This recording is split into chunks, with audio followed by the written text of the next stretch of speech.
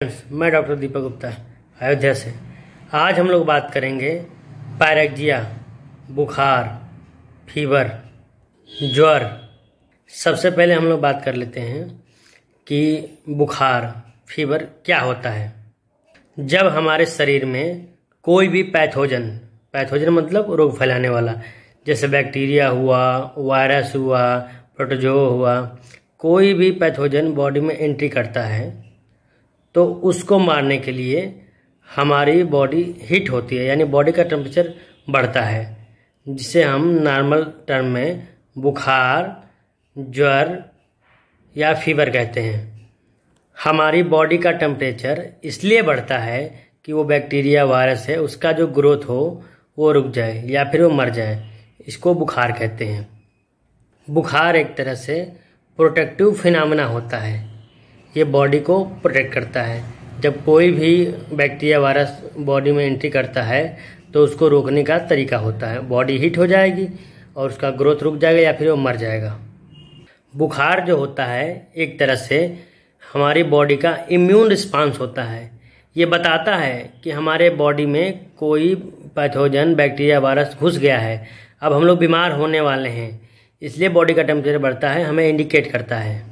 बुखार ना आए तो हमें क्या होगा? अगर बुखार नहीं आएगा, बुखार एक तरह का इंडिकेटर होता है, बताता है कि अब हमारी बॉडी बीमार पड़ने वाली है।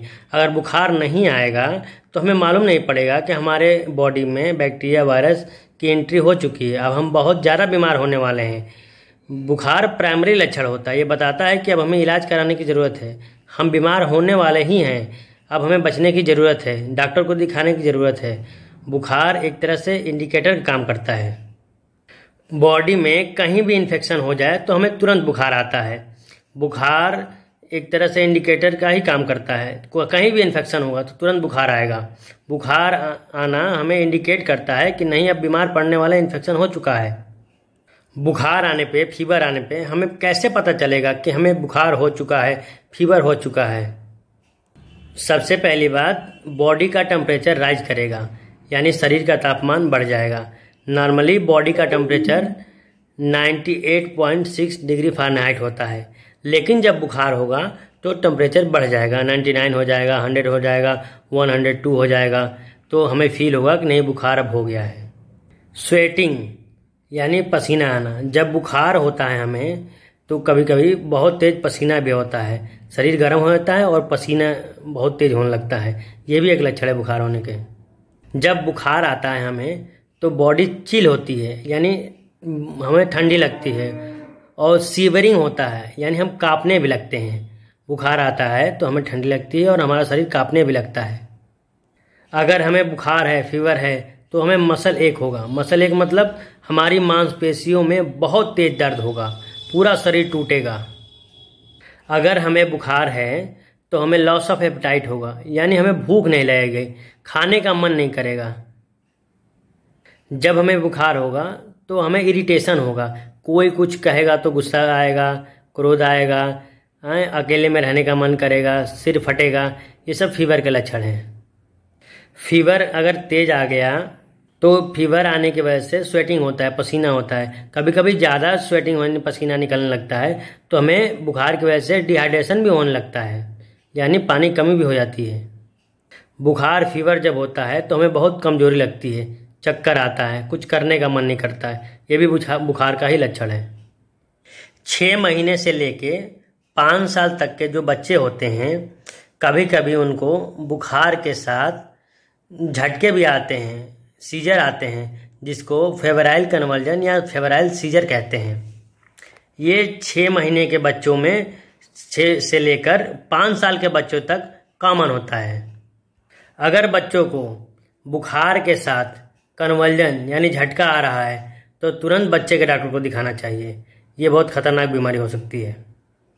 बुखार को नापने के लिए एक इंस्ट्रूमेंट का यूज करते हैं हम लोग, जिसको थर्मामीटर बोलते हैं। थर्मामीटर मरकरी का भी होता है, डिजिटल भी आता है।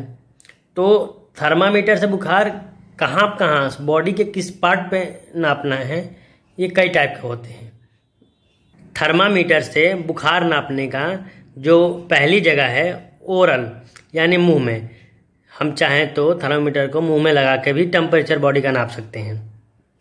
दूसरी जो जगह है जो बुखार नापने के लिए यूज होता है वो है रेक्टम। रेक्टम मतलब होता है टट्टी जहाँ से हम लोग करते हैं, वो छिद्र जहाँ से टट्टी निकलता है उसको रेक्टम बोलते हैं। तो बुखार का मेजरमेंट रेक्टम से भी कर सकते हैं। तीसरा जो है बुखार नापने की जगह ईयर यानी टेम्पैनिक। हम चाहें तो कान में भी थर्मामीटर लगा के बॉडी का टेम्परेचर नाप सकते हैं। चौथा है फोरहेड। फोरहेड जो हमारी फोरहेड है वहाँ पे भी हम थर्मामीटर से अपने बॉडी का टेम्परेचर नाप सकते हैं। लेकिन जो ओरल हो और रेक्टम होता है इसमें जो एक्यूरेसी आती है बॉडी के टेम्परेचर की वो सबसे ज़्यादा होती है। इसलिए ज़्यादातर हम लोग ओरल यानी मुंह में थर्मामीटर नापते हैं या फिर बच्चों में, एनिमल में, रेक्टम में। टाइप ऑफ फीवर यानी फीवर के प्रकार। हमारे जो फीवर है, बुखार है, ये मेनली कितने प्रकार की होती हैं, जिसमें पहला है इंटरमिटेंट फीवर। इंटरमिटेंट फीवर मतलब होता है रुक रुक के बुखार आना, जैसे टाइफाइड बुखार में होता है रुक रुक के बुखार आता है, इसे इंटरमिटेंट फीवर कहते हैं। दूसरा है हेक्टिक फीवर। हेक्टिक फीवर क्या होता है, इसमें बॉडी का टेम्परेचर एक दिन में ही 1.4 डिग्री सेल्सियस तक बढ़ जाता है, इसको बोलते हैं हेक्टिक फीवर। तीसरा है रिमिटेंट फीवर।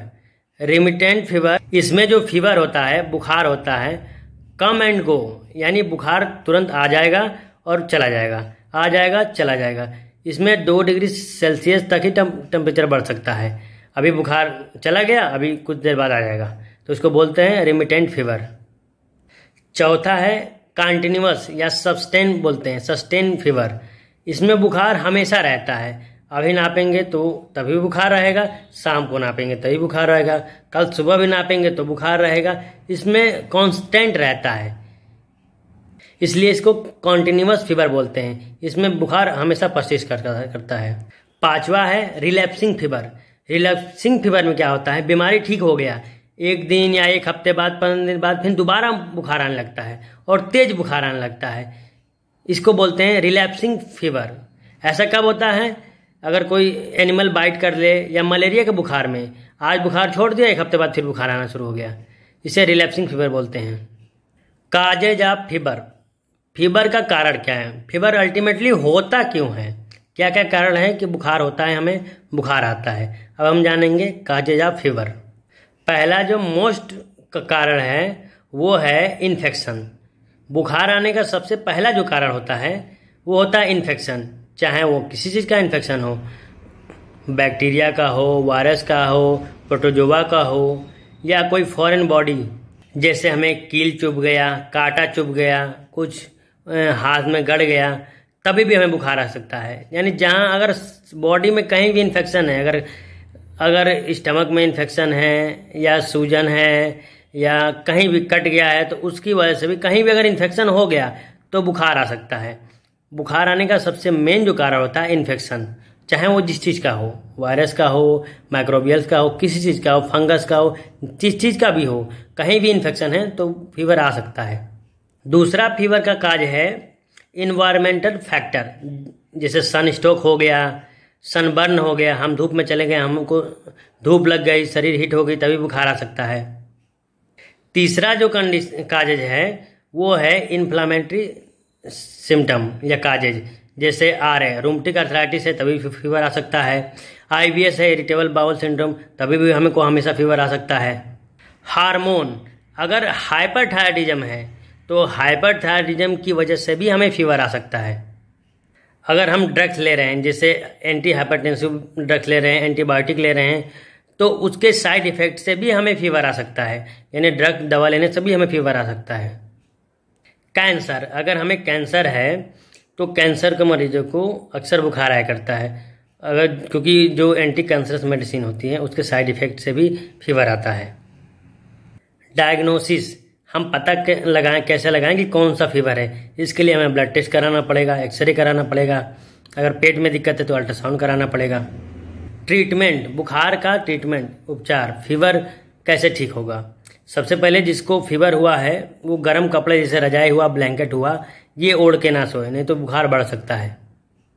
जिसको बुखार हुआ है उसको कोल्ड स्पॉन्जिंग कराना चाहिए। कोल्ड स्पॉन्जिंग का मतलब होता है कि ठंडा पानी में कपड़ा भिगो के पूरा शरीर पोंछिए, छाती चेस्ट बचा के पूरा शरीर, हाथ हुआ, पैर हुआ, सिर हुआ, पीठ हुआ, खूब पोंछिए, इससे बुखार उतर जाएगा। इसको बोलते हैं मेडिकल टर्म में कोल्ड स्पॉन्जिंग।